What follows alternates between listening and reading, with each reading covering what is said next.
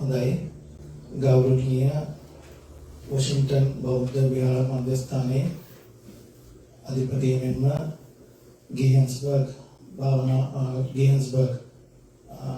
මධ්‍යස්ථානයේ අධිපති එමෙන්ම උතුරු ඇමරිකාවේ ප්‍රධාන සංඝනායක දොරන්ද අතිපූජනීය නායක ස්වාමීන් වහන්සේගෙන් අවසරයි එමෙන්ම වැඩ සිටින මහා සංඝරත්නයන් අවසරයි එමෙන්ම මේ පින්කම් මාලාවට මෙන්න ධර්ම දේශනා මාලාවට සහභාගී වෙන කාරුණික පින්වත් දායක මහත්මයාන් අවසරයි. ඉතින් මේ පුරා වස්තු මාසෙ මුල්ලේ පැවැත්වෙන ධර්ම දේශනා මාලාවේ අද දසවන 11 වෙනි දේශනාව පැවැත්වෙන්නේ.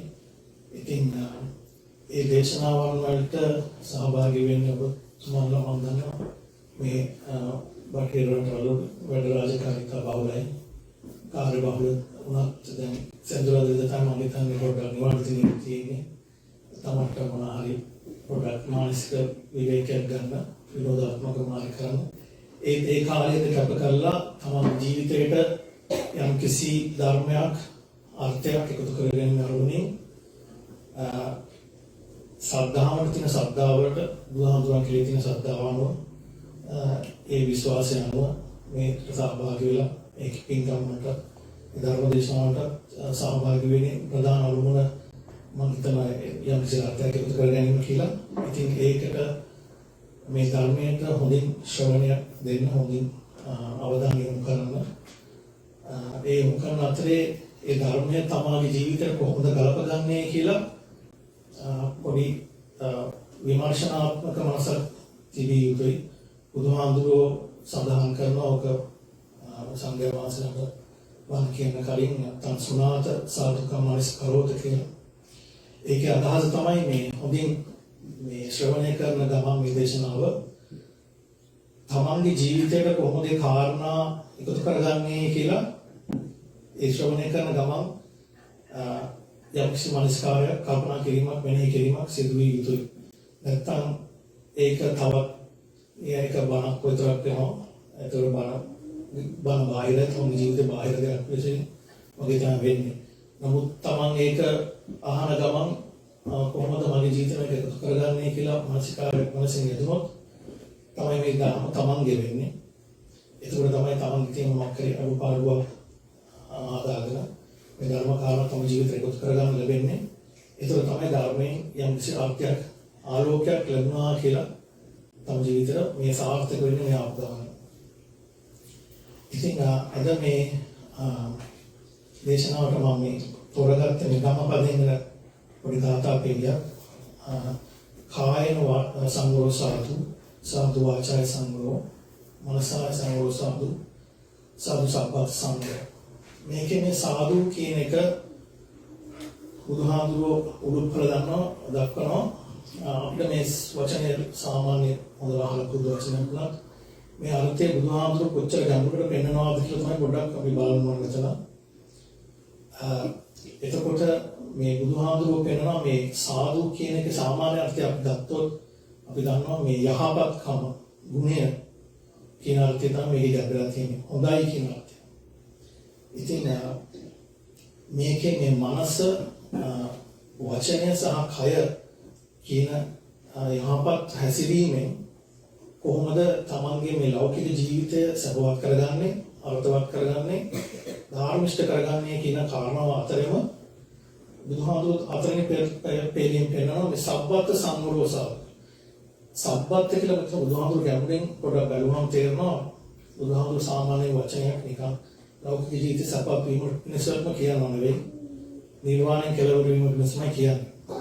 ඒතකොට මේ චිත්ත කාය වචන කියන තුන්දොර සංවර වීමත් යහපත් පාත්තම සබ්බත් සංවර කියන එකෙන් මේ සියල්ල කොහොමද නිර්වාණය කරාම මේ සංවරභාවයේ යෙදෙන්නේ කියන එක මේ සාදු ගුණයෙන් බුදුහාමුදුරුවෝ පෙන්වන්න කරනවා.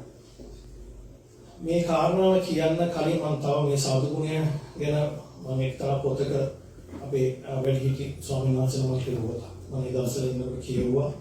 ඒකෙත් උන්වහන්සේ මේ සාදු ගුණය ගැන සඳහන් කරනවා. ඒ කාරණාව මම මතක් කරගන්න ඕනේ කියලා යම් කිසි අදහසක් මේක ගැඹුරක් කොච්චර දුරට අපිට පොඩ්ඩක් අදහස ගන්න පුළුවන්. ඒකේ මේ ලොකු හාමුදුරුවෝ සඳහන් කරනවා මේ උන්වහන්සේ සාමාන්‍යයෙන් පාන්දරම අවදි වෙනවා ලංකාවේ. එතකොට බොහොම මේ කුටි බොහොම කවවල අන්ධකාරය පාන්දර 4 විතර වෙනකොට. එතකොට මේ උන්වහන්සේ එක්තරා දවසක අවදිනකොට මේ උන්වහන්සේගේ ඇඳ ගාව පරික්‍රම තියෙනවා. ඒ පරික්‍රම ඇතුලෙන් යම්කිසි එළියක් දකිනවා. ඒක සාමාන්‍ය අසාමාන්‍ය දෙයක්, සාමාන්‍යයෙන් නොවන දෙයක්. පරික්‍රම තුලින් ආලෝකය කරන උන්වහන්සේ කොට විමර්ශනය කරලා බලලා තියෙනවා මේ මොකද්ද මේ ආලෝකය කියලා. එතකොට මේ ඒකේ කලාමෙදිරිය වැටිලා ඒ කලාමෙදිරියට එන්න බැරුව වතුර චුට්ටක් පරික්‍රමයට වතුර වලට පිහාටු ඇලවිලා මෙයාට පියාඹන්න බැරුව මෙයා හින්සේ සතා ඉතින් ඉන්නවලු ඉවරලා. ඊපස්සේ නායක ලොකු හඳුරු මේ කඩලා අත දාලා අරගෙන මේ සතාව මේ සුදුත් තියලා ඒ අවශ්‍ය කරන උපස්ථාන කරලා පොඩක් බලන් හිටලු. ඊට පස්සේ මේ සතා එහෙමම පොඩක් මේ පියාට දිග ඇරලා ගසලා දාලා වතුර ටික පියාඹල යන්න ගියා. ලොකු හඳුරු එතන ඒ කාරණාවෙන් හොඳ කාරණා මේ හොඳ දැන් නිරීක්ෂණය කළා තියෙනවා. ඒ තමයි මේ ඝන අන්ධකාරයේ ලොකු හඳුරන්ට ඒක පෙනුනේ අර සතාගේ තිබ්බ ඒ එළිය නිසා. ඒ එළිය සතා අර හිර වෙලා ඒ අසිරු අවස්ථාවේ එළිය දැල්වගෙන හිටිය නිසා තමයි අර මියදෙන්න තිබුණු ඒ ආගාදයෙන් ගොඩ ගන්න ලොකු හඳුරට පුළුවන්කම ලැබුණේ. අරගෙන ඊට පස්සේ ලොකු හඳුර අතට ගන්නකොට ඒ එළිය එහෙමම දැල්වගෙන හිටියා කියලා කියනවා. ඊට පස්සේ සාතු සප්පායම් කරනකොට මේ සුදුන් කියලා ඒ එළිය කිසිම වෙනසක් නැතුව එසේම දැල්වගෙන හිටියා කියනවා. ඊට පස්සේ එයා පියාඹරනකොට ඒ එළිය එහෙමම දැල්වගෙනම ගියා කියන කාරණාව සඳහන් කරනවා. ඉතින් මේකෙදි මේ මට නිරීක්ෂණය වුණේ අත්‍තර මේ ගුණය, මේ සාදු ගුණය ගැන අපි දැන් ඉතින් සතා මියදෙන්න තිබුණ අවස්ථාවේ ගොඩ එන්න පුළුවන් වුණේ අර එළිය. ඒක තමයි සත්පුරුෂයෙක්ට ලං වෙලා උදව් කරන්න පුළුවන් වුණේ. ඔය යහපත්කම අපි තුළ තියෙන සත්පුරුෂකම, මනුස්සකම කියන එක අපිට තවත් ගොඩක් වෙලාවට අපේ ලෝකයේ සාමාන්‍යයෙන් දැන් අපි කරන රැකිරක්ෂා එතකොට අධ්‍යාපන කටයුතු හරිය කරන දේවල් සාමාන්‍ය පරිදි පැවැත්වෙනවා නම් ඒ කිසිම කම්පනයක් කිසිම වෙනසක් නැත්නම් ප්‍රශ්නයක් නැත්නම් අපිට සාමාන්‍යයෙන් මොනතරම් වෙලා තියෙනවා මේ බණ අහන්න, භාවනා කරන්න, ස්වාමීන් වහන්සේ ඇසුරු කරන්න, ඒ වගේම ඒ පින්කම් කුසලයේ වර්ධනය කරගෙන මේ පින් කටයුතු වලට යෙදෙන්න මොනතරම් වෙලා තියෙනවා. නමුත් අපිට යම්කිසි ව්‍යසනයක් වුණොත් අපේ ගෙදර දොරේ වැඩ කරන තැන, ඉගෙන ගන්න තැන හරි යම්කිසි ප්‍රශ්නයක් ඇති වුණොත්, අපේ ඥාතියෙක්ට අසනීපයක් ඇති වුණොත් අපි අර දෙන්න තියෙන අනිත් සීලෝම හොඳ වැඩ ටික නතර කරලා දාන දෙකේ බණ අහන්නේ ඔක්කොම පොඩක් පස්සෙන් තබලා මුලින්ම අපි අර අපේ ව්‍යසනයකටපත් වෙච්ච අසනීපුණා වුණා නම් ඒකට තමයි අපේ හිත යොමු වෙන්නේ. එතකොට හිත යොමුලා අපි ඒක ඉවර වෙනකන් අපි අර සාමාන්‍ය අපේ කරන හොඳ වැඩ ටික සියල්ලම අපි පොඩ්ඩකට පස්සෙන් තබනවා. නමුත් මෙතන මේ බුදුහාමුදුරුවෝ පෙන්නන මේ සාදුත්වයේ බුදුහාමුදුරුවෝ කියන්නේ කුසලයේ කියන එක සාමාන්‍යයෙන් හුස්ම වගේ විය යුතුයි කියන එක. දන් දීම, පින් කිරීම, භාවනා කිරීම හුස්ම වගේ. හුස්ම කියන එක සාමාන්‍යයෙන් අපි නිදාගත්තත් අපි හුස්ම ගන්නවා. ඒ කියන්නේ ඒක අපේ ජීවිතේම වෙලා. බණ අහන එක, දන් දෙන එක, පින්කම් කරන එක අපේ ජීවිතේ වගේ වුණොත් මේ යහපත් ගතිය කියන එක ආගන්තුක වෙන්නේ. දැන් අපිට අපේ ලෝකයේ ව්‍යසනයක් වුණොත් අපිට ඒක බාහිර පොඩක් අසකින් තබන්න පුළුවන්. ඒක අපේ ජීවිතේ නෙවෙයි නිසා. ඒක ආගන්තුක දෙයක්. හුස්ම නම් අපිට හුස්ම නොගෙන ඉන්න බෑ. ව්‍යසනයක් නැත්නම් හුස්ම ගන්නවා. ඒ හුස්ම වගේ වෙලා නැහැ අපිට කුසල් කියන දේ. කුසල් වැඩනවා කියන දේ. ඉතින් මේ යහපත්කම කියන එක හුස්ම වගේ වුණොත් තමයි අර කලාමේදියා ව්‍යසනයක ඉන්නකොට එළිය දල්වගෙන හිටියාසේ ඒ එළිය නොදල්වා හිටනම් සත්පුරුෂයෙක් ලං වෙන බෑ නේද උදව් කරන්න. තමන්ටත් යම්කිසි ව්‍යසනයක් වෙච්ච අවස්ථාවක පවා තමාගේ තියෙන යහපත්කම, මනුස්සකම, ඒ කුසල් වර්ධනය කරගන්නේ හැකියාව, ඒ සත්පුරුෂකම අත්වහැර එලෙසම පවත්වා ගන්න පුළුවන් නම් තමයි තවත් සත්පුරුෂයෙක්ට තමාට ලං වෙලා උදව් කරන්න පුළුවන්. අන්න ඒකයි තමා තුළ තියෙන සාදු ගුණය කියන එක තන පොතේ කියවීමෙන් අදහස් වුණේ මට. එතකොට සාමාන්‍ය ලෝකේ ප්‍රශ්නයක් තියෙන වෙලාවට විතර නෙවෙයි, ප්‍රශ්නයක් නැති වෙලාවට තියෙන වෙලාවට දෙකේදීම තමාගේ ගුණය අතහරින්න එපා කියන එක. එතකොට තමයි තමන් යම් කිසි බණක් භාවනා කරනවා නම් බණ අහනවා නම් දැන් ගෙදරදී බණක් ඇහුවත් සමහර ප්‍රශ්නයක් තියෙනකොට බණ රහසා ඉන්නවට වඩා බණක් අහනකොට බණ එකක් දෙකක් අහනකොට තමන්ගේ ප්‍රශ්න වලට උත්තරත් ඒ ධර්මයේ තුනම තියෙනවා. ඒ ධර්මයේ මම කියපු ආකාරයෙන් යෝනිසෝ බුදුහාමුදුරු කියලා තියෙන ආකාරයෙන් යෝනිසෝ මනස්කාරයෙන් අහනවා නම් තමාට හොඳට තේරෙනවා මේ ධර්මයේ කියන කාරණා තමයි ජීවිතේ එකතු කර ගන්නවා නම් තමාට කියන ප්‍රශ්න වලට විසඳුම් මේ බණවල තියෙනවා. එතකොට ඒක නිකන් අර අහන්නම් වාලේ අහන්න නැතුව අර හොඳට යෝනිසෝ මනස්කාරයෙන් හොඳ අවධානයෙන් අහනවා නම් ඒ කාරණාව එකතු වෙනවා. එතකොට තමයි තමන්ට එහෙම සත්පුරුෂයෙක්ගේ උදව්වක් ලබන්න පුළුවන්. ඉතින් ඒ කාරණා හොඳට සිහියෙන් තියාගන්න. ඒ ලෝකමාතුරු කියපු අදහසේ ඔන්න ඒ කාරණාව සඳහන් වෙනවා. එතකොට මේ බුදුහාමුදුරුවෝ කියන මේ සාදු ගුණය ගැන තව මේ ධම්මපදයේ විතර ගාතාවක් තියෙනවා අපි හැමෝම දන්නවා. මනෝපුබ්බංගමා ධම්මා කියන ගාතාව. මනෝපුබ්බංගමා ධම්මා මනෝසෙට්ඨා මනෝමය. ඒකේ කාරණා දෙකක් සඳහන් වෙනවා. එකක් තමයි මනසාචේ පසන්නේන වාසතේවා කරෝතේවා මනසාචේ අදුත්තේන වාසතේවා කරෝතේවා.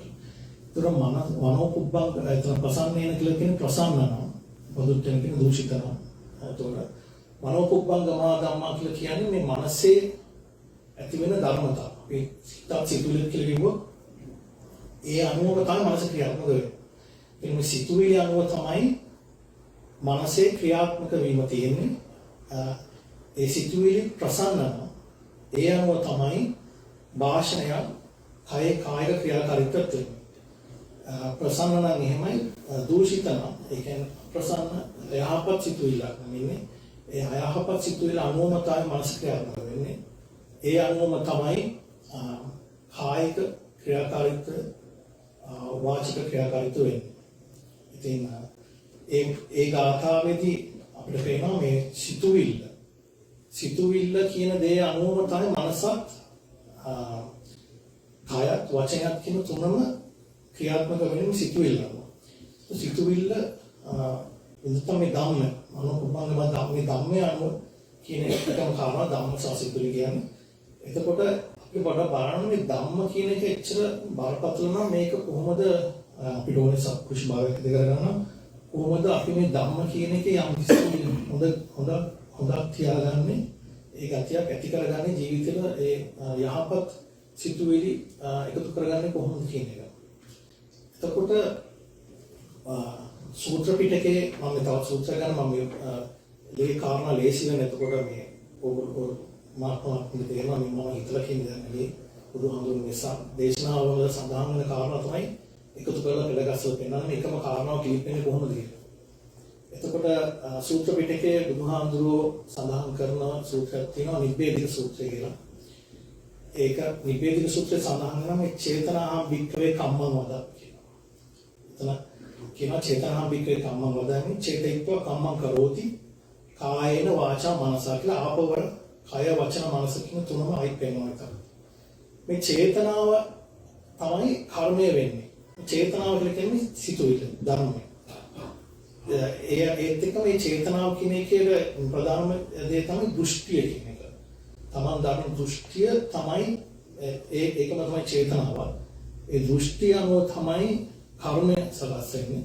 චේතනාව අනුව. ඒ අනුවම තමයි මනස ක්‍රියාකාරීත්වය, කායික ක්‍රියාකාරීත්වය, වාචික ක්‍රියාකාරීත්වය වෙන්නේ කියලා. එතකොට මේ චේතනාහම් වික්‍රේ කම්මං වදේ. ඒ කියන්නේ කර්මය කියලා කියන්නේ ක්‍රියාත්මක වීම. ක්‍රියාත්මක වීම වෙන්නේ මනසෙන්, කායෙන් සහ වචනයෙන් කියන තුන්දොර. එතකොට මේ චේතනාව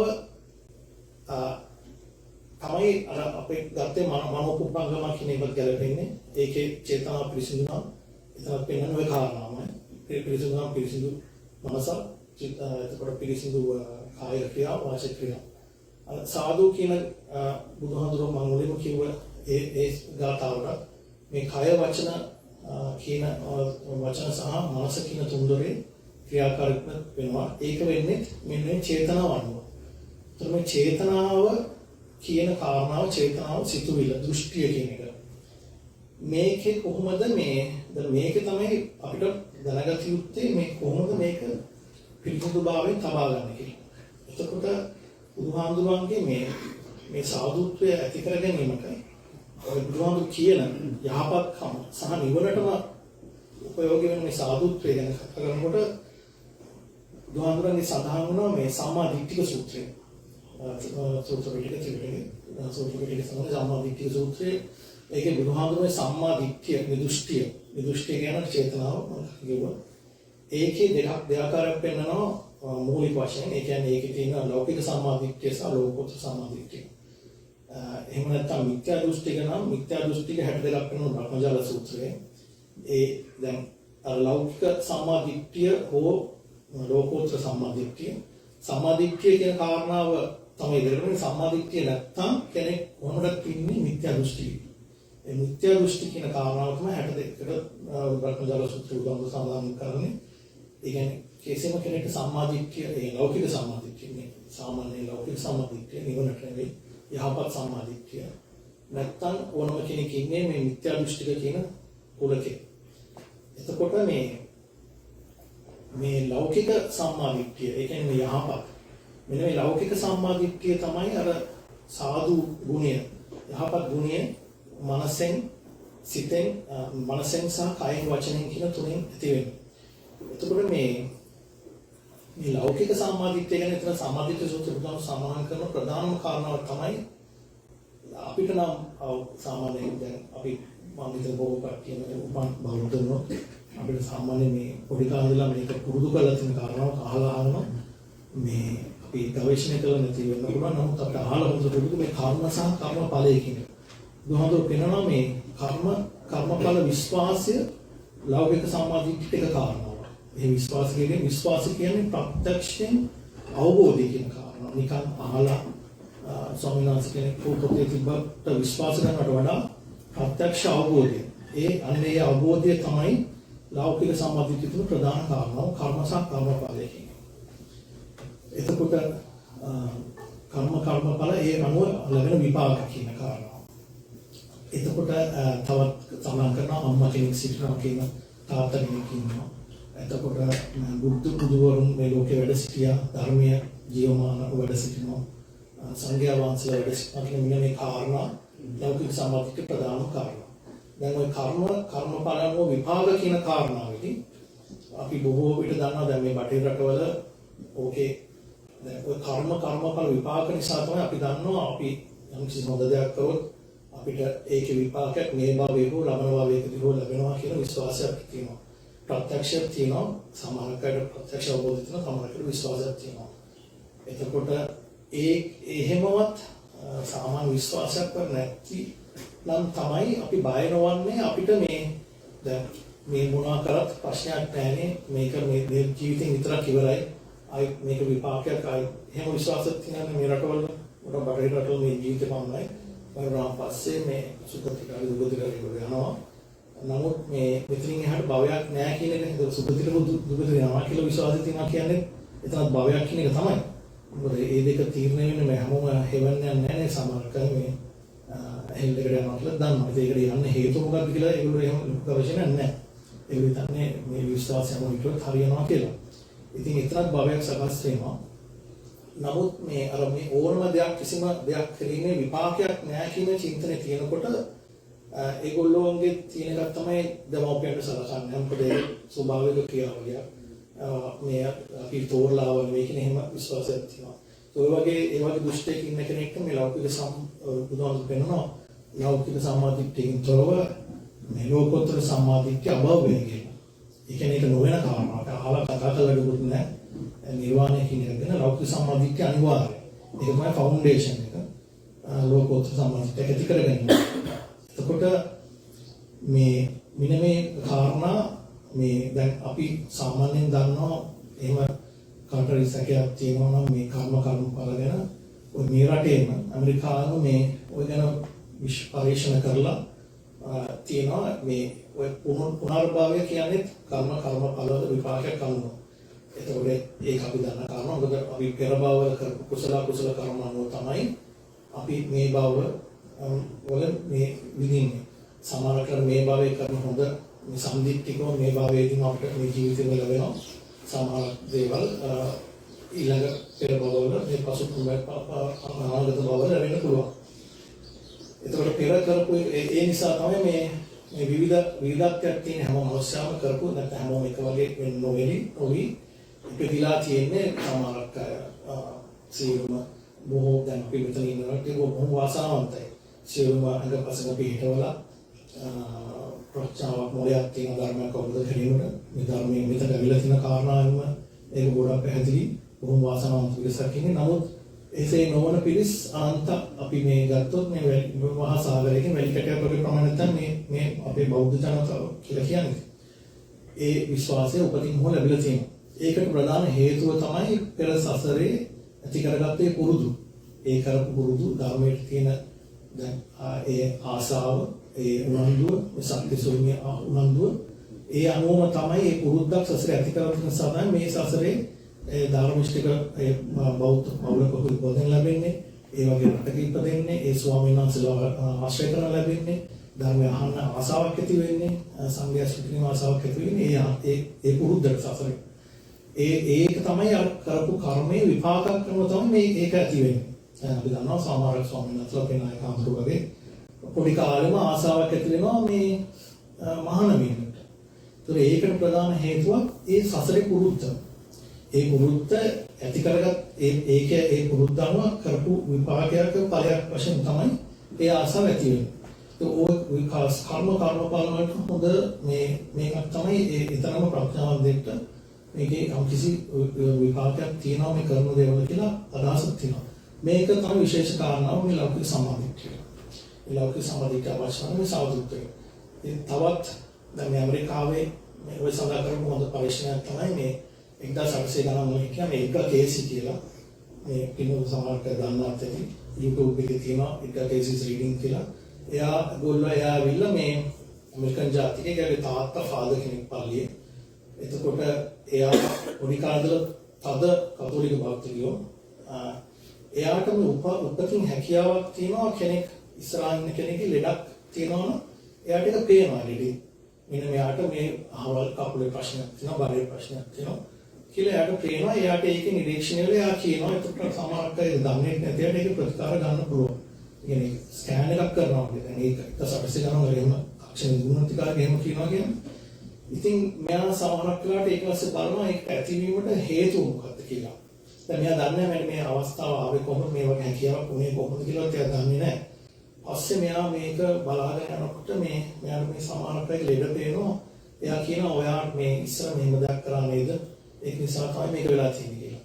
සමහරක් අයට එහෙම කිව්වා මේගොල්ලෝ කියනවා නෑ මට එහෙම දෙයක් මම කරේ නෑ කියලා. මෙයා ආපහු කොට බලනකොට මෙයාට පේනවා මේ ජීවිත නෙමෙයි මේ පෙර ජීවිතයක මනුස්ස ජීවිතයකදී මේ කරපු දෙයක් නිසා තමයි මෙයාට මේකේ අරයා ඒක දන්නේ නැහැ. ඉතින් මෙයා ඒකෙන් පොඩ්ඩක් මෙයාගේ ලෝකේ පොඩි හෙළවීමක් වෙනවා. මොකද මෙයාගේ විශ්වාසය අදමත් එක්ක තියෙන විශ්වාසයයි මේ කතාවේ පොඩි වෙනසක් තියෙනවා. මේ පෙර ජීවිතයක් නිසා මේ ජීවිතේ මෙහෙම වෙනවා කියන එක. ඊට පස්සේ තමයි මෙයා මේ රීබර්ත් එක ගැන මෙයාගේ සෑහෙන සඳහන් තියෙනවා. ඒ පොත් තියෙනවා එක කේසස් මේ YouTube එකේ තියෙන දේශනා කරපු මේ වීඩියෝස් මේ යාගේ රීඩින්ග්ස් එකෙන් 1000ට පස්සේ කාලේ පොත්වලින් කියපු කට්ටිය තමයි ඉන්නේ. ඒවා ඒක සඳහන් කරලා තියෙනවා. ඒ වගේ දෙයක් කරලා අපිට යම් ප්‍රත්‍යක්ෂ අවබෝධයක් ලබා ගන්න පුළුවන් මේ කර්ම වල තියෙන ආනිසංසය. ආයතින් තවත් කාටත් ඒ ෂුවර් එකක් නැත්තම් සැකයින පුළුවන් මේ තමන්ටම භාවනාවක සාමාන්‍ය ලෞකික ධ්‍යානයක් උපදවගෙන භාවනාවක් කරනවා.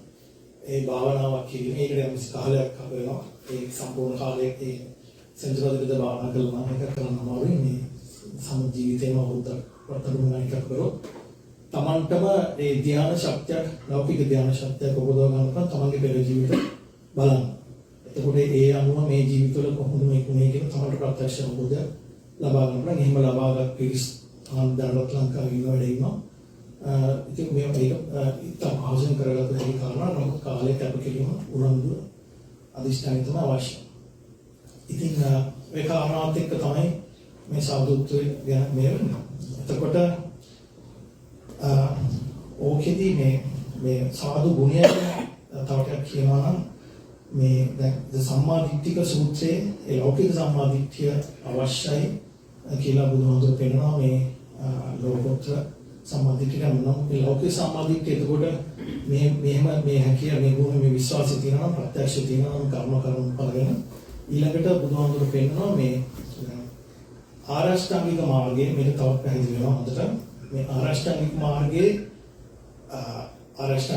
මම පැහැදිලි කරනවා නෙවෙයි ආරෂ්ඨාංගික මාර්ගයේ තියෙන ඒ පෙළ ගැස්වීමෙන් අපිට සායහෙන මේ සිත කාය වචනේ මේ දුෂ්කර සම්පූර්ණ වෙන්නේ කියන එක පැහැදිලි වෙනවා ආරෂ්ඨාංගික මාර්ගයේ මුලින්ම තියෙන සම්මා දිට්ඨිය කියන කාරණා. ඒ සම්මා දිට්ඨිය කියන එක අපි සම්මා කියන අතරම දිට්ඨිය කියලා ගමු විතරක්. ඒ දිට්ඨිය අනුව තමයි සංකල්පය බිහි වෙන්නේ. ඒක සම්මා දිට්ඨිය නැති කෙනෙක්ට තියෙන මිත්‍යා දිට්ඨිය, සම්මා දිට්ඨිය හෝ මිත්‍යා දිට්ඨිය කියන දෘෂ්ටි විතරයි තියෙන්නේ. මිත්‍යා දෘෂ්ටි කෙනෙක්ට දෘෂ්ටි අනුව සංකල්පය, සම්මා දිට්ඨිය කෙනෙක්ට ඒ අනුව සංකල්පය තමයි බිහි වෙන්නේ. සම්මා දිට්ඨිය කියලා කියන්නේ මෙතන මේ දෘෂ්ටිය එහෙම නැත්නම් අපිට perception කියන කාරණාවත් එක්ක තමයි මේ සංකල්පික evolution. ඒ කියන්නේ තමන්ගේ view එක අනුව තමයි මේ evolution එක සංකල්පය බිහි වෙන්නේ. මේ සංකල්පය කියන එක ඇත්තටම බාහිර තියෙන දෙයක් නෙවෙයි. දැන් අපි මුලින්ම කරලා දෘෂ්ටිය ගන්න. මේ දෘෂ්ටිය අනුව තමයි මේ තමන්ට තියෙන දෘෂ්ටිය අනුව තමයි මේක සංකල්පය බිහි වෙන්නේ. ඒතර මේ සංකල්පය අපි යනවා දැන් කිනු කාරණාවක් උදාහරණයක් තමයි දැන් සංකප්ප රාග පුරුෂස කාමෝ කියලා සඳහන් කරනවා. ඒකෙන් උදාහරණයකින් කිව්වොත් දැන් මේ එළියේ තියෙන යම් කිසි මේ ෆෝන් එකක් ගත්තොත් මේ දෙන්නෙක් ගත්තොත් එක්කෙනෙක් මේක ෆෝන් එකට බොහොම ප්‍රිය වෙන්න පුළුවන්. ඒ ෆෝන් එකටම අනිත් එක්කම කැමති නැති වෙන්න පුළුවන්. දැන් මේ ෆෝන් එක එකම දේ මේ දෙන්නටම පේන්නේ එකම දෙයමයි. නමුත් කෙනෙක්ට කැමති වෙන්න, තව කෙනෙක්ට අකමැති වෙන්න හේතුව තමයි ඒ ධර්ම සංකල්පය මනසේ. ඒ බාහිර තියෙන දෙන්නේ තමා තුළ තියෙන සංකල්පයනෝ තමයි කැමැත්ත අකමැත්ත නේක තමයි සංකල්පරව ප්‍රසස කාම කියන්නේ. මේ තමා තුළ මේ සංකල්පය බිහි වෙන්නේ එතකොට බුදුහාමුදුරගේ ආරෂ්ඨාංග මාර්ගය පැහැදිලි කරන අනුව තමාදන් දෘෂ්ටිය මත. ඒක ඒ අනුව තමයි සංකල්පයනෝ තමයි වචනය, කායික ක්‍රියාව, ආජීව කියන ඔය කාරණා පහ එතන මම ප්‍රධාන වශයෙන් මම පෙන්නන්නේ මේ අර මගේ මේ සාදු කියන ගුණයට මේ සාක්ෂි වශයෙන්. එතකොට ඒකෙදි මේ ඒ සංකල්පේ මනසේ ඇතින සංකල්පන තමයි සම්මා වාචා, සම්මා කම්මන්ත, සම්මා ආජීව කියලා බුදුහාමුදුරු පැහැදිලි කරනවා. එතකොට මේ ඒ වාචා කියන වචනේ කම්මන්ත කියන්නේ කායික ක්‍රියා, ආජීව කියන්නේ තම ජීවන කරකවටාව. එතකොට අපි ඒකට නෑ උදාහරණයක් ගත්තොත් දැන් ඔකේ සඳහන් කරන බුදුහාමුදුරන් කාලේ හිටියා මේ පුරිණුතුපිය මහ රහතන් වහන්සේ අපි එහෙම නැත්නම් අපි නිකන් අපි සිතමු දැන් අපි ගියොත් ලංකාවේ ගුවන්විදුලිසාර වගේ චෛත්‍යයක් ගත්තොත් මහා චෛත්‍ය රාජයන් වහන්සේ. ඒකට අපි ගියොත් සාමාන්‍යයෙන් බෞද්ධ වෙන සුදු ජාතිය කියලා වෙනවා. මේ කෙනෙක් ගියොත් එයා මේ බුදුහාමුදුරු වෙන කිසිම දෙයක් නැති කෙනෙක් ගියොත් අපි ගියාම අපිට පේන්නේ චෛත්‍යයක් නෙවෙයි එතන නැත්නම් පේන්නේ අපිට පේන්නේ බුදුහාමුදුරන්ගේ වැඩිම ධාතුන් වහන්සේලා තැන්පත් කරපු මහා චෛත්‍ය රාජයන් වහන්සේ. එන්නේ එතන බුදුහාමුදුරු ජීවමානයි වගේ අදහසක් තියෙනවා සංකල්පයක්. ඒතර අපිට ඒක වඳිනකොට අපිට ඇත්තටම බුදුහාමුදුරේ ගුණයක් තමයි අපිට වන්දනා කරන්නේ. චෛත්‍යය. බුදුහාමුදුරන්ගේ අපරිමිත ගුණය, සාදුත්ව ගුණය කියන එක මෙනෙහි කරමින් තමයි අපි මේ චෛත්‍යය වන්දනා කරන්නේ. අපි ශ්‍රී මහා බෝධීන් වහන්සේ ගාවට ගියොත් අපිට මතක් වෙන්නේ මේ බුදුහාමුදුරන්ට මේ සෙවණ දුන්න බුදුහාමුදුරු ජීවමාන කාලේ මේ වැඩ සිටියේ බෝධිරාජන් වහන්සේ තාම තියෙනවා. එතකොට පළවෙනි බුදුහාමුදුරු ජීවමානව එතකොට ඒ සෙවණ දුන්න ඒක තාම වැඩ ඉන්නවා. ඒතකොට ඒකේ කෙලෙ ගුණය අනුව බුදුහාමුදුරන් ගුණය මතක් කරගෙන තමයි අපි බෝධිරාජන් වහන්සේට වන්දනා කරන්නේ. දැන් සුදු ජාතිකයෙක් අපිට අන්‍යාගමිකෙක් අපි බුදුහාමුදුරු කරන දන්නේ ටික අපිට කියොත් එයා බලන්නේ එයා දැක්කම එයාට කියන්නේ ගඩොල් කොට. මේ ඉජිප්තේ තියෙන පිරමීඩයක් වගේ මේ ලොකු ගඩොල් කොට වල වඳිනවා කියනවා. ඒතකොට ගහ බෝධින් වහන්සේ ගාවට කියන්නේ ගහක් ඒක. එයා බලන්නේ මේ ගහකට වදින්න මේ ගස් කල් වලට වදින જાතියක් නේ කියලා. මේක ඉතින් අර සංකල්පය. මානසික පදයාගේ දෘෂ්ටිය අපේ දෘෂ්ටිය එතන වෙනසක් තියෙනවා. ඒ දෘෂ්ටිය අනුව තමයි අපේ සංකල්පය දැන් සංකල්පය වෙනස් වෙන්නේ. බලන්න දැන් ඒ සංකල්පය අනුව අපි වචනයෙන් සාදු කියනවා.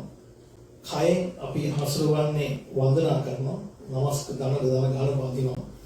එතකොට එයාගේ වචනය මොනවා හරි මේ පිස්සු කියලා හිතනවා. ඒතර යාගේ මේ කායික හැසිරීම වර්ධනය කරන්නේ නැහැ. ඒතර මේ මානසික තියෙන සංකල්පයන් මනස සංකල්පික මානසික ඇතිවෙන්නේ. ඒතර එතන අර දෘෂ්ටි අනුව තමයි අපිට දැන් පැහැදිලි මේ මනස සංකල්පය මනස වචනේ කය කියන එකේ මේ ක්‍රියාවලිය යෙදෙන්නේ. එතකොට මේකේ දැන් ඔය සාදු ගුණය ගැන තමයි ඒකට අපි එමුනම් අපිට දැනගත්ත තේරෙනවා මෙතන මේ දෘෂ්ටි අනුව තමයි මේ ගුණය සාදුත්වය ඇති කරගන්න පුළුවන්කම තියෙන්නේ කියලා. ඉතින් මේ දෘෂ්ටිය මේ සාදු ගුණය ගැන තව කතා කරමු. සාදු ගුණය අපිට අපේ ජීවිතය ලං කරගන්න ඕන නම් සාමාන්‍යයෙන් දැන් අපි ෆුට්බෝල් ගන්නවා නම් මේ ෆුට්බෝල් ගන්න කෙනෙක් නම් අපි එතකොට අපි බලන්නේ මේ ෆුට්බෝල් වල ඉන්න දක්ෂම කෙනා කවුද කියලා. ඒ අනුව තමයි අපි ඒ අයිඩල් කෙනෙක් අපි ගන්නවා. ඒ අයිඩල් කෙනෙක් අනුව තමයි අපි මේ පුරුදු වෙන්නේ. ඒතර අපිට මේ වගේ ගුණයක් ඇති කර ගන්න ඕන නම් අපි බලන්නේ මේකේ උපරිමම මේ සත්පුරුෂ ගුණය මේ මනුස්සකම කියන එක උපරිමයෙන්ම තිබ්බ හොඳම කෙනා කවුද කියලා. තමයි බුදුරජාණන් වහන්සේ අපි සීවෙන්නේ. මේ ගුණයෙන් මේ ලෝකේ වැඩ සිටු මනුස්සයන් අතරින් ඊට උසස්ම මනුස්සය, දෙවියන් අතරින් ඊට උසස්ම දෙවියන්, බ්‍රහ්මයන් අතරින් උසස්ම බ්‍රහ්මයා කියලා එහෙම සඳහන් කරනවා. එතකොට ඒ ගුණය නිසා නැත්තම් වෙන විශ්මිත උන්වහන්සේ හැකියා බුදුහාමුදුරුවෝ හැකියා නිසා නෙවෙයි අර ගුණයට තමයි මේ තියෙන්නේ. මේ ගුණය කියන එක එතන බුදුහාමුදුරන්ගේ මේකේ සඳහන් වෙන සූත්‍ර පිටකයේ ජාතක වලින් ගත්තොත් ඒක ගතියක් පුරුදු කරලා තියෙන උන්වහන්සේ එදා ඉඳලාම ඒ පෙර බෝසත් ජීවිත ඉඳලාම ඒ පුරුදු කර ගතිය නිසාම තමයි ඔය සාදුත්ව කියන කාරණාව මේ බුද්ධත්වයේ විතරක් හම්බුච්ච දෙයක් නෙවෙයි සිද්ධාර්ථ කුමාරට කිව්ව දෙයක් නෙවෙයි ඊට පෙර ඉඳලාම සසරේ ගෙනාවු ගතියක්. ඒ ගතියම තමයි බුද්ධත්වයට ගෙන ගියේ උන්වහන්සේ. එතකොට ඔය උන්වහන්සේගේ බුදු ගුණ ගැන කියන සාහේන දැන් අපි මේ මල් පූජා කරන වන්දනා කරන බුදු ගුණ කියමින් එතකොට අපි ගමු තවත් බුදුහාමුදුරන් කාලෙම මේ අර චෛත්‍ය වන්දන එක කියු නිසා මතක් වෙන්නේ මේ ඔය හිටියා මේ බුදුහාමුදුරන් කාලේ රහතන් වහන්සේම කුලින තූපිය මහ රහතන් වහන්සේ කියලා. උන්වහන්සේ බුදුහාමුදුරන්ගෙන් බණ අහලා රහත්භාවය ලබනවා. රහත්භාවය ලබලා උන්වහන්සේට විශේෂ හැකියාවක් තියෙනවා පෙර ජීවිත බලන්න. රහතන් වහන්සේට පීඨන කාරණා උන්වහන්සේ බලනවා මේ රහත්භාවය තමාට ලබා කර ගැනීම සඳහා මොකක්ද උපයෝග වෙන විශේෂම දේ කියලා. මේ අවශ්‍ය මේ උදව් වෙන්නේ. උන්වහන්සේ බලනකොට උන්වහන්සේ පේනවා මේ අවුරුදු දහසකට ලක්ෂ ගානකට පෙර උන්වහන්සේ මනුස්සතලයේ ඉඳලා ඉන්නකොට මේ එතකොට බුදුවරු නැහැ ලෝකේ. බුදුහාමුදුරුවෝ සඳහන් කරන විශේෂ කාරණාවක් ඒක මේක දැන් මේ මහා මගුල් සප්පමේ මේ භද්‍ර කල්පේ බුදුවරු 59ක් පහළ වෙනවා. ඒක විශේෂ බුද්ධික කල්පයක්. මේක සමහර කල්පවලදී එක බුදුරජාණන් වහන්සේම කල්පයට නෙමෙයි. සමහර කල්ප තියෙන වැඩිම තියෙන්නේ බුදුවරු නැති කාල.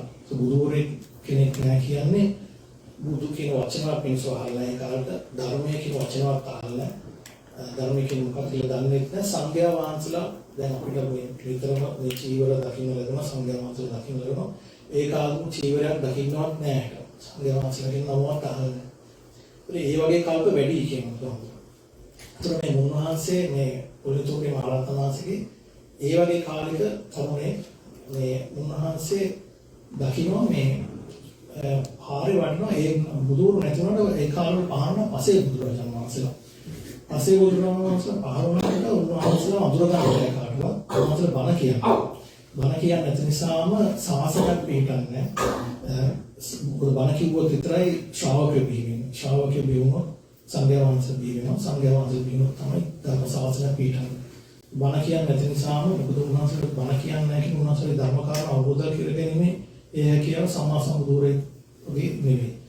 නමුත් උන්වහන්සේලාගේ බාහිරෙන් තියෙන ගුණය ඒ කියන්නේ වඩින ඔය ආකල්පය හැසිරීම කතා කිරීම ඒවයි තියෙන යහපත් සාදුත්වය සම්මා සම්බුදුරේ හා සමානයි. ඒක දැන් රහතන් වහන්සේන්ටත් ඒ ගුණයම තියෙනවා. අපි මේ කතා කරන සාදුත්ව ගුණය කියන්නේ රහතන් වහන්සේලා පසේ බුදුවරු සම්මා සම්බුදුරේ ගුණය ගැන කතා කරනවා. ඒක අපිට ඒ වගේ තැනකට යන්න නම් ලෞකික සාදුත්ව ගුණයක් ඒ වගේ ලෝකෝත්තර සාදුත්ව ගුණයක් ඇති කරගන්න ඕනේ. ඉතින් මේ ඔය සරියුත් මහරහතන් වහන්සේගේ පැවිදි වුණ පෙර අස්සජී මහරහතන් වහන්සේ පාරේ දැකලා ඒ ඇති වෙන්නේ අන්න ඒ වගේ ගුණයක්. මොකද ඒ බාහිරින් ඒතකොට සරියුත්හාමුදුරුවෝ දකින්න අස්සජී මහරහතන් වහන්සේ වඩිනවා. ගිහිල්ලා කියන්නේ ඔබ වහන්සේ වඩිනවා බොහොම ප්‍රියමනාපයි. ඔබ වහන්සේ ඉදurang ඉතාම ප්‍රසන්නයි. ඊට පස්සේ තමයි අහන්නේ ඔබ වහන්සේ ගුරුවරයා කවුද? ඔබ වහන්සේ ධර්ම දර්ශනය මොකක්ද කියලා. අර මුල්ම ඒ පැහැදීම යෙදෙන්නේ බාහිරින් දැකලා. ඒ දැකලා තමයි ගිහිලා ප්‍රශ්න අහලා එතනදී අස්සජී මහරහතන් වහන්සේ පොඩි කිලිගාම බණපද හතරක් කියනකොට මම පළවෙනි පද දෙකෙන්ම සෝවාන් ඵලය ලබනවා මහා ප්‍රඥාවන්ත සරියුත්හාමුදුරුවෝ. ඉතින් අර බාහිරින් අර ප්‍රසන්නභාවයේ ඇතිවෙච්ච නිසා ඒකත් උනේ ඒ වගේ තමයි මේ පුණ්‍යතෝගේ රහතන් වහන්සේ ඒ පෙර භවයේදී මේ දකින්න මෙහෙම බලිනවා. පස්සේ බුදුරේ කියලා දන්නේ ගිහිල්ලා උන්වහන්සේලා ගිහිල්ලා කතා කරලා උන්වහන්සේගේ ප්‍රසන්නභාවයට යම් කිසි ඒ ගුණය දැකලා ගිහිල්ලා උන්වහන්සේ උපස්ථාන කරනවා. උන්වහන්සේ වයසට පස්සේ බුදුරජාණන් වහන්සේම මම හරියට මතක නැහැ. ඉතින් උන්වහන්සේ විතර දන් කම්පැන් අරන් යනවා. උපස්ථාන කරනවා. එහෙම කරනවා. එහෙම කිරීමෙන් ආශ්‍රය කිරීමෙන් උන්වහන්සේ ගුණය හොඳට දැනගන්න පුළුවන් වෙනවා මේ තරුණයාට. එක්තරා දවසක යනකොට මේ උන්වහන්සේ පිරිනමන පාර. වයසට පස්සේ බුදුරජාණන් වහන්සේ ඉතින් මේ තරුණයා කරන වැඩේ ඒ වටපිටාවේ තියෙන වැලි තම දෝතින් අරගෙන විශාල වැලි ගොඩක් ගහලා ස්තූපයක් වගේ හදනවා. ඒක තමයි පුලින කියන වැලි ස්තූපය තමයි තූපිය කියලා පුණ්‍ය තූපිය මහරහතන් වහන්සේලා නමයි දෙන්නේ. ඒ ස්තූපයක් වැලි ස්තූපයක් හදලා එතනම වන්දනා කරනවා උන්වහන්සේ ගුණය සිහි කරගෙන. ඒ පස්සේ බුදුරජාණන් වහන්සේගේ ගුණය ඒ සම්මා සම්බුදුරජාණන්ගේ තියෙන ගුණය වගේම අර බාහිරින් වෙච්ච පැහැදීම මේ ඒ මතක් කරගෙන ඒ ගුණය මතක් කරගෙන වන්දනා කරනවා. ඉතින් මේ තරුණයා කියනවා ඉතින් පටන් ඒ ජීවිතෙන් මරුණාන් පස්සේ ඉඳලා ඉපදෙන හැම වාරයක් ගානම කවදාවත් සතර අපායට වැටුන්නේ නැහැ කියලා. එතනින් මැරලා මේ බුදුහාමුදුරුවෝ සම්මා සම්බුදු ගෞතම බුදුහාමුදුරුවෝ මුණ ගැහිලා ධර්ම ශ්‍රවණය කරන අවස්ථාව වාසනාව ලැබිලා රහත් ඵලය ලැබෙන තෙක්ම ඉපදෙන හැම වාරයකම මනුස්ස දේව ඕ බ්‍රහ්ම තලම ඉපදුනා කියනවා. ඒ ඉපදෙන හැම වාරයකම අර තමන් ඒ දැකපු ඒ ගුණය සරුදුරන් වහන්සේ ගුණය තමා තුළටත් එකතු කරගෙන ධර්ම අවබෝධයෙන් නැතුණා බාහිරින් හෝ පංචශීලයේ පිහිටුවීමෙන් වගේ එසේ ඒ ගුණය තව තව වැඩි දියුණු කරගන්න පුළුවන් වුණා කියන ඒ නිසාම ගෞතම බුදුරජාණන් වහන්සේ හම්බ වෙලා උන්වහන්සේ බණ අහලා ප්‍රඥාව වැඩුණා කියනවා. ඔක්කනෝ අතරනාල කඳුරට පැහැදිලි කරනවා වගේ මේ ඔය දන් දීමේ ප්‍රධාන අංශය තමයි ආයුෂ සප වරණ බල ප්‍රඥා කියන එක. ආයු සප වරණ බලය ප්‍රඥාව කියන එක උපස්ථාන කිරීම අපිට තියෙනවා. ඒ උන්වහන්සේට මේ අවශ්‍ය සැප වරණ ඔය පහම ප්‍රඥා කියන්නේ පහම ලැබුණා කියන එක. ඒ ප්‍රඥාවේ මෝරත්වයෙන් නිසාම තමයි වාසනාව ලැබෙන්නේ සම්මා සම්බුදුරෙක් හම්බ වෙලා ගෞතම බුදුරජාණන් හම්බ වෙලා ධර්ම අවබෝධ කරලා රහත් වෙනවා. ඉතින් ඒ වගේ ගුණයක් ඇති කරගත්තොත් තමයි අර කලාමේදියා වගේම තමා තුළ සත්පුරුෂකමක් තියෙන නිසාම තමයි බාහිරින් සත්පුරුෂයෙක් හම්බ වෙන්නේ බුදුරජාණන් වහන්සේ වගේ. ඒ වගේ සත්පුරුෂකමක් තමා තුළ ඇති කරගත්තොත් මොනවමයි තමාට මේ භවයේ හෝ ලබන භවයේදී ඒ බුද්ධ ත්‍රිකට ඇති කරගෙන තියාගත්තොත් තමාට පුළුවන් වෙන්නේ තමා තුළ මෙන්න මේ වගේ සත්පුරුෂකමක් ඇති කරගෙන මේ සසරෙන් ඈතර වෙන්න ඒ හැකියාව ලැබෙන්නේ. ඒ වගේම කාරණා තමයි කියන්නේ මේ දැන් මේ අපිට හොඳට පැහැදිලි මේ සත්පුරුෂකම කියන එක තියෙන්නේ අතරම බාහිරින් තමාට ලැබෙන තමා තුළ ඒකට ආසාවක් කැමැත්තක් කියන එක තියෙනවා. ඕක පැහැදිලි කරගන්න පුළුවන් දැන් අපි ගත්තොත් අඟුලිමාල මහරහතන් වහන්සේ. උන්වහන්සේ ඒ මුල් කාලේ උන්වහන්සේගේ නම අහිංසක. ඒ කියන්නේ බොහෝම අහිංසක චරිතයක්. හැබැයි හොඳ බුද්ධිමත්. ප්‍රඥාවන්තයි කියන එක වෙන බුද්ධියයි කියන එක වෙනසක් තියෙනවා. බුද්ධිමත් බොහොම දක්ෂයි ඉගෙන ගැනීමට. ඉතින් ඒ නමුත් අර වැරදි උපදේශ ගුරුවරයෙක්ගෙන් වැරදි උපදේශක් නිසා අර දරුණු අඟුලිමාල වැනි දරුණු මිනිමරුගේ ගානක් යන්න පුළුවන්. එතකොට බුදුහාමුදුරුවෝ හම්බෙච්ච නිසා තමයි අර තියෙන ප්‍රඥාව උරුප්පලා අරගෙන මේ රහත් භාවයටම ගන්න පුළුවන් ඉතර මිනිමරුගේ තුල. උන්වහන්සේ ගාව අර තිබිච්ච ගුණය සත්පුරුෂ ගුණය නිසායි බුදුහාමුදුරන්ට එහෙම උදව් කරන හැකියාවක් අවස්ථාවක් ලැබුණේ. නැත්නම් අපි දන්නවා චුන්දසෝකර කියලා උරුමර්ණ ඒ ගාතකයා හිටියේ මේ චේතවනාරාමේ ගාම. නමුත් බුදුහාමුදුර කවදාවත් පන්පදයක්වත් කියන්නේ එතන ගියේ නැහැ. මොකද ඒ චුන්දසෝකරට එහෙම ගුණයක් තිබුණේ නැහැ. නමුත් මේ ඊට වඩා මේ දරුවෝ මිනිමරුවෙක් අපි දන්නවා ඔය තත්ත්වවාදී වගේ දරුවෝ මිනිමරුවෙක්. ඒ වගේ මිනිමරුවෙක් ගාවට යන්න පුළුවන්කම ලැබුණේ අර ගුණය මේ භාවයේදී වෙයිලා තිබුණා. පෙර කුසල කරලා ඒ ගුණය තිබිච්ච නිසා තමයි බුදුහාමුදුරට ළඟින් පුළුවන්කම ලැබුණේ. ඉතින් ඒ අනේ තමා තුලත් 150ක් ඒක තියෙන්න ඕනේ. ඒ ගුණේ තිබුණොත් තමයි බාහිරින් 150 ලැබෙන්නේ. තමයි ඒ ගුණය ඇති කර ගැනීම. ඉතින් මේ මනුෂ්‍යත්වයේ තියෙන වටිනාකම ඉතාම මේ ඒකෙන් උපරිම ප්‍රයෝජන ගන්න කියන කාරණාවට තවත් මම කියන්න ඕනේ ඔය මේ බුදුහාමුදුර එක්තරා වෙලාවක ආනන්ද හාමුදුරුවෝ එක්ක සඳහන් කරනවා මේ මනුස්ත චුති සූත්‍රයෙන් සඳහන් වෙන්නේ බුදුහාමුදුර ආනන්ද හාමුදුරුවෝ එක්ක වඩිනකොට මේ වැඩි චුට්ටක් මේ නියපිටට අරගෙන මේ නියපිටෙන් උඩ මේ නියපොත්ත මාර්ගයෙන් නියපොත්ත උඩ වැඩික් කියලා ආනන්ද හාමුදුරුවෝ අහනවා බුදුහාමුදුරුවෝ මේ ආනන්ද මේ මහ පොළොවේ තියෙන වැලි කැට ගන්නවද වැඩි මගේ ඇඟිලේ තියෙන වැලි කැට ගන්නවද වැඩි කියලා. ඉතින් ආනන්ද හාමුදුරුවෝ කියනවා මේ ඔක තහන දෙන බුදුහාමුදුරුවෝ මේ උපවාසයේ ඇඟිලේ තියෙන උපම සුළු ප්‍රමාණයක් කියලා. ඉතින් එහෙනම් දැනගන්න ආනන්ද මේ පොළොවේ මේ පෘථිවිතලයේ මේ සත්වය මරණින් මතු මේ මිනිස්සු මේ මහ පොළොව හා සමාන ප්‍රමාණයක් අපාගත කරනවා කියනවා. ඉතින් මේ නියපිට හා සමාන ප්‍රමාණයක් විතරයි ඉතුරු වෙන්නේ සුගතිගාමී වෙන්නේ කියලා. බුදුහාමුදුරුවෝ ඕක මේ අපිව බය කරන්න කියන කතාවක් නෙවෙයි. ලෝකේ කියන රහසින්වත් බොරු කියන්නේ නැතුව මේ වැළඳ කරන ශ්‍රේෂ්ඨම බුද්ධලේ. එතකොට මේකේ සත්‍යතාවයක් තියෙන ඒක දැකපු නිසා තමයි බුදුහාමුදුරුවෝ එහෙම කියන්නේ. ඒකින් මේ උපරිම ප්‍රයෝජන ගන්න කියන්නේ. දේවචුති සූත්‍රයේ කියන දේවතරයට බුදුහාමුදුරුවෝ කියලා දෙවිවරුන්ට ඕකම කියනවා. ඒ දෙවි කෙනෙක් කියලා ඉපදුනත් මේකේ මේ භයානකත්වයේ තියෙනවා. මොකද දෙවි කෙනෙක් වුණත් අඩුම ගානේ මේ ආපෝ කුසලයක් ඇති කර ගැනීම බොහොම අමාරු කාරණාවක්. දැන් මිනිස්සෙක්ගේ වටිනාකම කියන්නේ බුදු කෙනෙක් වුණත් බුදු වෙන්න මේ තෝරගන්නේ මනුස්සතලේ. දේවතල බ්‍රහ්මතල වල බුදු වෙන්නවත් බෑ. සාසන බුදුහාමුදුරුවෝ දේවතල වලට වැඩියා බ්‍රහ්මතලයට වැඩියා බණ කිව්වා. නමුත් ශාසනයක් පිටුවේ නැහැ. සංඝයා වහන්සේලා වැඩ නැහැ. වැඩින් නැහැ. සංඝයා වහන්සේලා වැඩ සිටින්නේ මනුස්සතලේ විතරයි.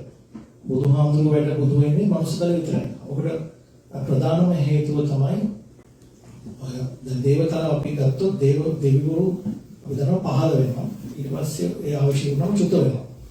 වයසට යාමක්, ලෙඩවීමක් ඒ කිසියක් එතන වෙන්නේ නැහැ. අවශ්‍ය ඒ පුණ්‍ය කුසලයේ වුණාම චුත වෙලා යනවා. දැන් අපි දන්න සතර පෙරනිමිති කියන කාරණාව. ඔය සතර පෙරනිමිති කියන කාරණාව විශේෂවත් වන්නේ මනුස්සකලයට පමණයි.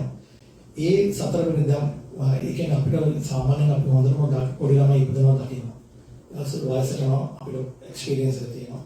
ලෙඩ වෙනවා එක්ස්පීරියන්ස් තියෙනවා. ඊට පස්සේ මැරෙනවා අපි දකින්න. ඔය ඉපදෙන එක, ලෙඩ වෙන එක, වයස යන එක, මරණයක් හෝ දකින්න පුළුවන්කම ලැබෙන්නේ මනුස්සකලේ පමණයි. දේවතල බ්‍රහ්මතල ඉපදෙනවා දකින්න බෑ පහළ වෙනකොට. ඔය වයසට එක ලොකු වෙනවා පෙනෙන්නේ නැහැ. එකපාරටම ඒ ඉන්න විදිහට ඉන්නවා. ආයි චුත වෙලා යනවා. ලෙඩවීමක් වෙන්නේ. නිරයක් ගැන ඉතින් කතා කරන්න කොහොමද එන වගේමයි. ඉතින් ඒක නිසා බුදු කෙනෙක්වත් ඔය බුදු වීමට මේ සත්‍ය විමුක්තියක් ළඟා කරගන්න ඕනේ කියන ඒ ඉන්ස්පිරේෂන් එකක් එන්නේ මේ මනුස්සකලෙන් පමණයි.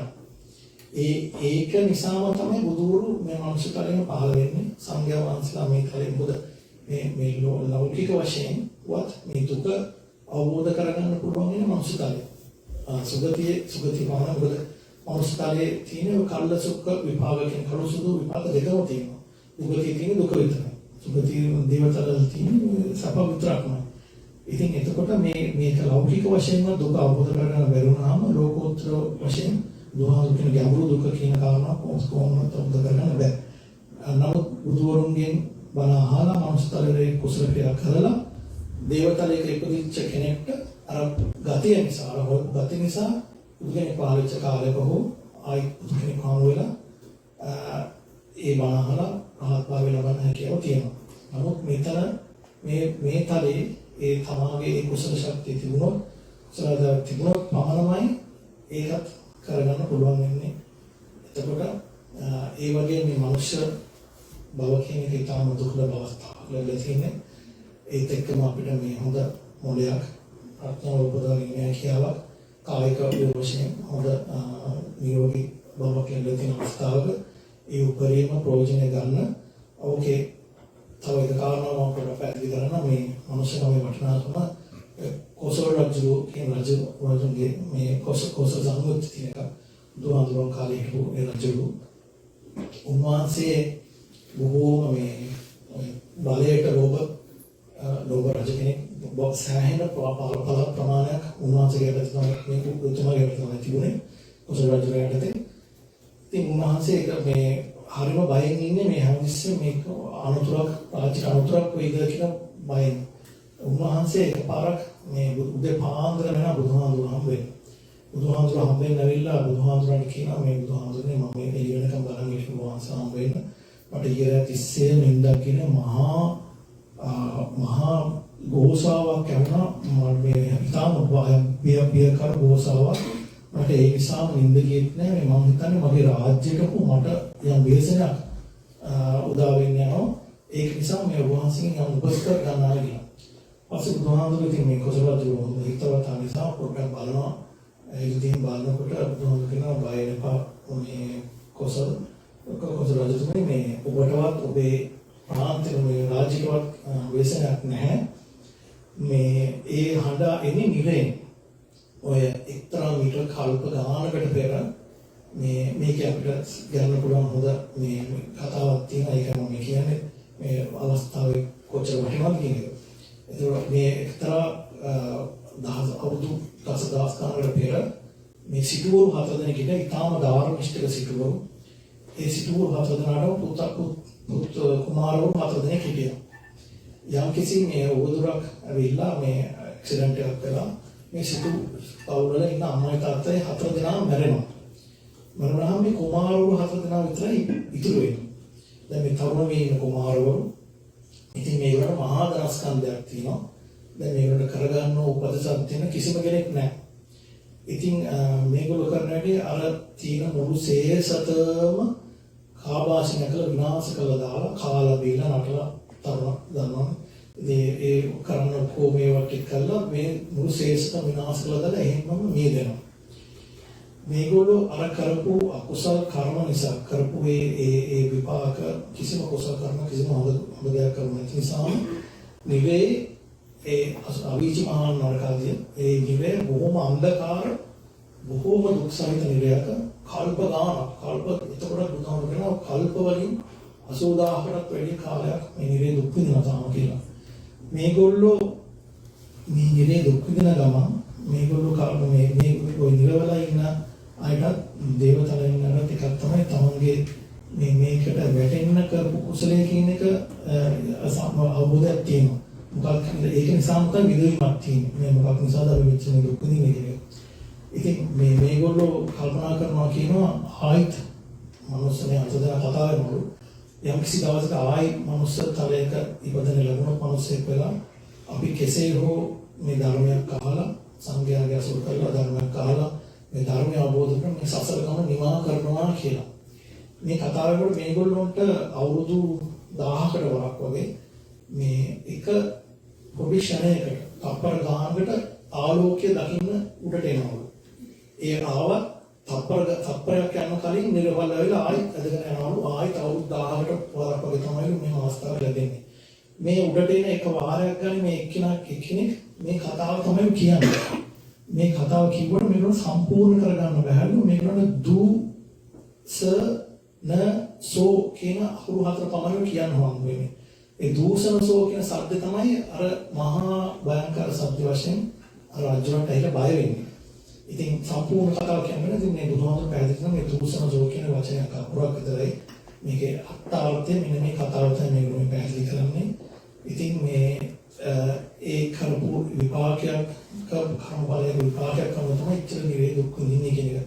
ඉතින් මම මේ කාරණාව මතක් කරේ මේ ලැබිච්ච මනුස්ස ජීවිතේ උපරිම ප්‍රයෝජනයක් අරගෙන මේ සංඝයා වහන්සේලා වැඩ ඉන්නවා, කල්‍යාණ මිත්‍රයන් වැඩ ඉන්නවා, ධර්ම ජීවමානයි. ධර්ම ජීවමාන කියන එක බොහොම ප්‍රත්‍යක්ෂයි. මේ ඒ නිසාම ධර්ම අවබෝධ කර හැකි කියන කාරණාව තියෙනවා. බුදුහාමුදුරුවෝ පවසන තියෙනවා. ඉතින් යම් කිසි කෙනෙක්ට බුදුහාමුදුරුවෝ පවසපු ආකාරයටම මේ ඒ ධම්මං පස්සේ මාං පස්සේ කියන එක ධර්මයේ දැක්කොත් මම දැකිය හැකි. ඒ මේ ධර්මය අවබෝධ කරගත්තොත් බුදුහාමුදුරුවෝ ජීවමානයි කියන කාරණාව ප්‍රත්‍යක්ෂ වෙනවා.